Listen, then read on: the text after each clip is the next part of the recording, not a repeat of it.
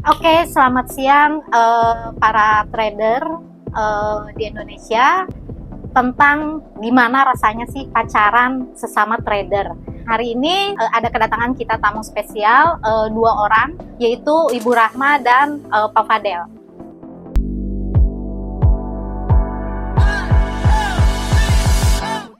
Oke, sekarang ke pertanyaannya, apa sih yang kalian rasain pacaran sesama trader?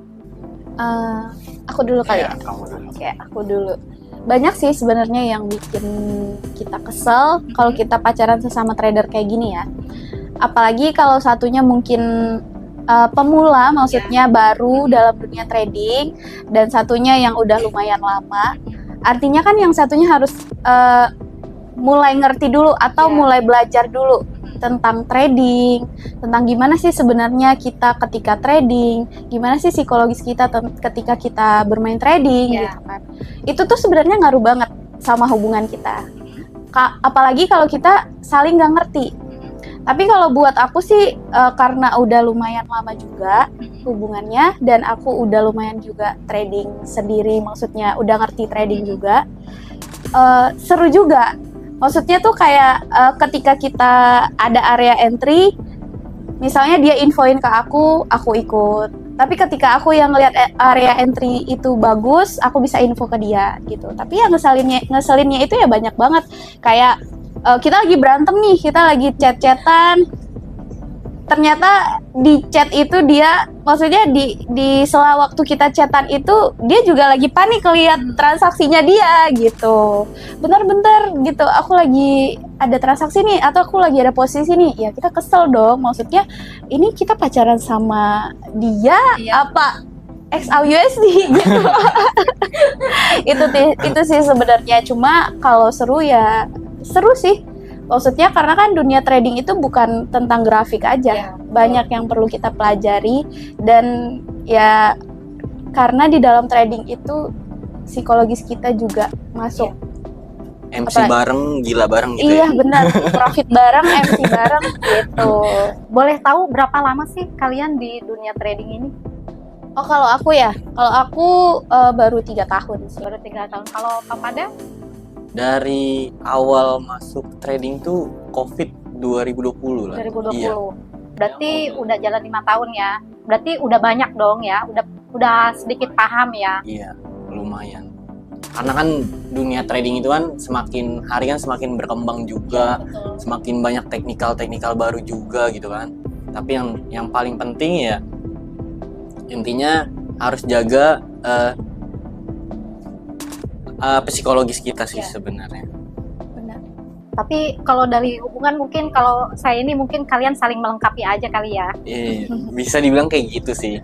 Ya kalau nggak saling melengkapi ya kita saling rungkat. itu kalau dari si Rahma, kalau misalnya dari sisi saya tuh, kalau misalnya dari sisi saya ngeselinnya tuh kalau misalnya dalam hubungan kita sama-sama trader ya, itu tuh kita tuh ngeselinnya itu ketika kita lagi ke lawan market dan ada pertanyaan, kamu sayang nggak sih sama aku? Widih, berat. Terus apa jawabannya? Jawabannya tunggu dulu ya, masih merah. Ya berarti nunggu biru dulu ya. Biru dulu lah, buat baru bisa enak ngomongnya. Kayak gitu sih.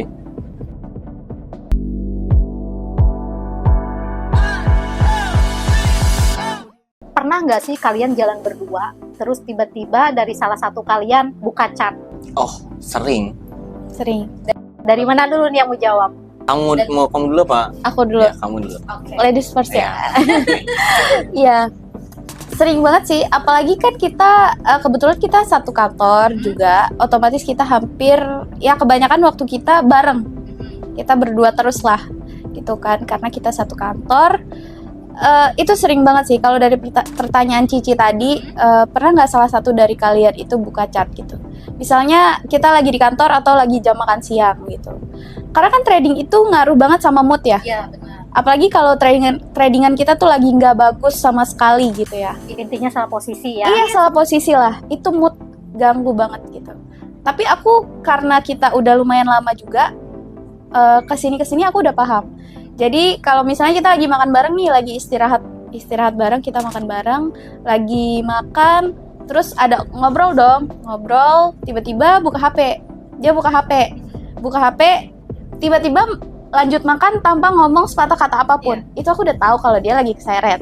Ya udah, kasih space aja. Berarti lihat dari muka mimik ya, moodnya. Karena ngaruh banget kan hasil tradingan kita ke mood kita. Itu sering banget. Terus pas lagi nonton, aku udah ingetin, nanti aja entry posisinya gitu kan. Habis nonton, aduh ada area bagus lagi nih. Yaudah dia entry, pas lagi nonton lihat HP. Pas lagi nonton lihat HP. Ujung-ujungnya dia nggak fokus sama filmnya. Iya. Itu cukup ngeselin sih. Cuma ya masih bisa ditoleransi lah. Sesama trader ya. Iya. Kalau dari Papa Dayanya sendiri gimana? Kalau itu keseringan sih saya yang paling sering buka chart ya. Selagi market masih open, pasti saya selalu buka chart sih. Mau di kantor ataupun di luar kantor. Apalagi pas Lebaran. Pas Lebaran kemarin itu, walaupun kita kantor libur, tapi market tetap open, ya kita salaman sambil buka chart. Iya.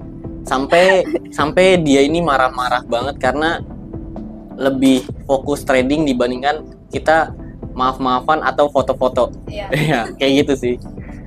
Jadi kayak kedua ya dari kita ya. Iya. Tapi kan sebenarnya di situ seninya. Iya sih. Oh di trading kan ya bukan aneh-aneh juga, ya kan. Cuan. Benar. Kalau nggak cuan, gimana mau trading kan? Iya. Benar. Itu pas lebaran kalau teman-teman open posisi buy pasti dapat THR dari market. Iya. Kalian juga bisa liburan kan, bisa healing kan? Benar. Apalagi kalian kan Gen Z ya, maksudnya tuh masih butuh ambisius lah ya, masih butuh finansial. Benar, finansial. Benar. Apa sih yang kalian nih trading nih, cuannya tuh untuk apa? Padahal dulu kali ya. Kalau kita dibilang trading itu cuannya untuk apa, yang pasti untuk diri kita, untuk orang-orang tersayang kita juga pastinya, dan yang pasti ya untuk jalan-jalan sama keluarga sih pasti. Tapi maaf ya, apa kamu masih ada tanggungan gitu? Nggak ada sih, nggak ada. Alhamdulillahnya nggak ada tanggungan apa-apa. Iya, alhamdulillahnya. Nggak tahu ke depan ya. Kalau bisa sih yang nggak ada sih. Kalau bisa sih yang nggak ada tanggungan. Ya pasti ada ke depannya. Emang kalian nggak mau nikah? Berarti Ya, belum ada tanggungan. Belum ada. Kalaupun ada ya tanggungan istri atau anak. Kalau untuk ya benda mati ya, kalau bisa sih nggak ada ya. Gitu sih.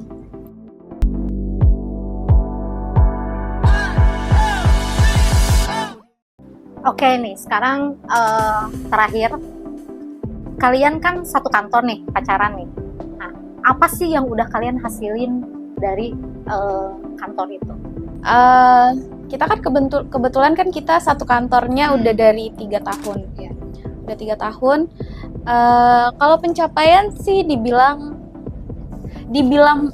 wow banget sih belum ya. Kita juga masih nyari, masih merintis dan masih nyari lebih lagi.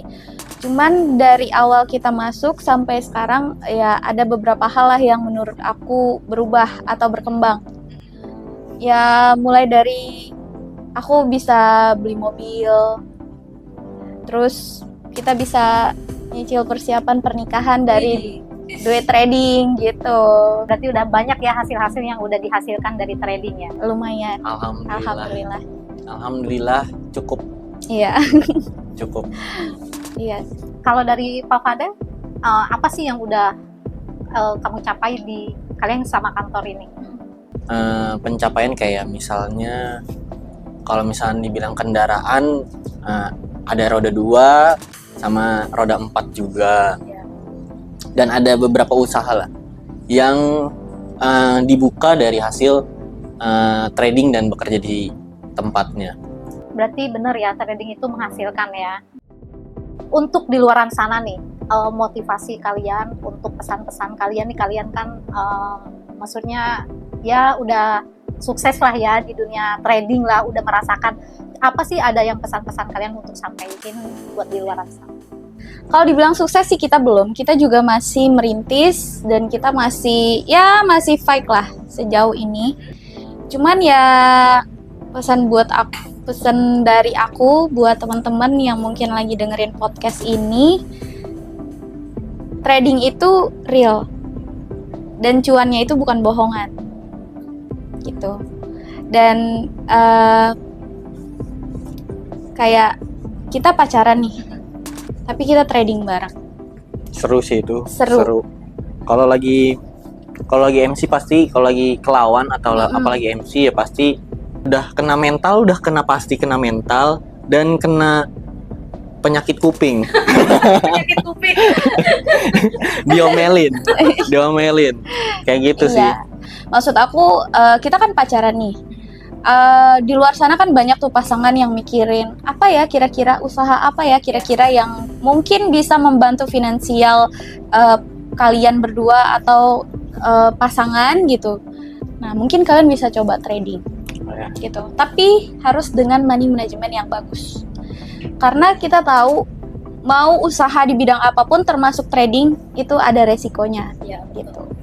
Trader yang paling cerdas itu ketika dia bisa mengatur resikonya sendiri gitu. Di bisnis ini pengen cepet kaya dari bisnis ini tuh nggak mungkin. Apalagi dengan modal yang sangat ngepres, itu nggak bakal bisa sih.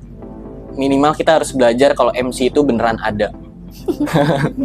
Yang salah posisi aja ya. Benar.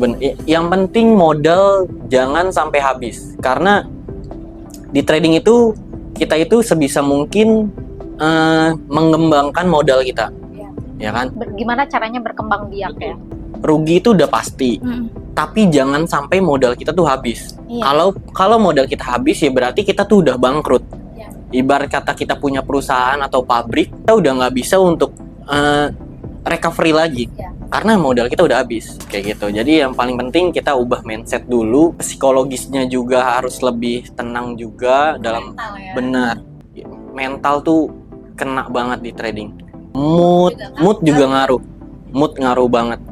Ketika kita lagi apalagi kalau misalnya kita tuh kadang-kadang lupa pakai stop loss. Nah, ini buat teman-teman tuh jangan lupa untuk pakai stop loss untuk meminimalisir kerugian. Kalau kita lupa pakai stop loss tuh kadang-kadang lagi makan enak pun jadi nggak enak. Iya. Jadi nggak habis ya. Iya. Saya pernah Kenyang aja, tiba-tiba kenyang aja. Kalau lagi kelawan market tuh kayak gitu sih. Iya. Aku mungkin mau nambahin sedikit lagi. Mungkin buat trader-trader di luar sana, selain dari mental atau psikologis yang harus kita pikirin dan mindset kita yang harus kita ubah, kita tuh dalam bertrading penting banget cari wadah yang tepat. Wadah yang tepat itu maksudnya bukan cuma informasi sinyal dan lain-lain. Kita perlu diedukasi. komunitas ya. Komunitas.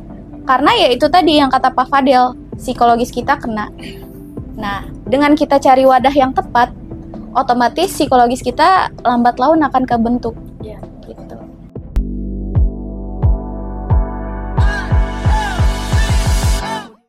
Untuk podcast hari ini cukup sekian. Jadi kalau saya simpulkan dalam pacaran sesama trader itu enak dan seru juga, fun.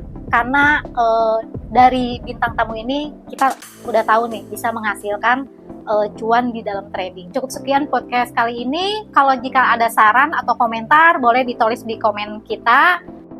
Jangan lupa untuk like dan subscribe-nya Maptra. Sampai jumpa di podcast berikutnya.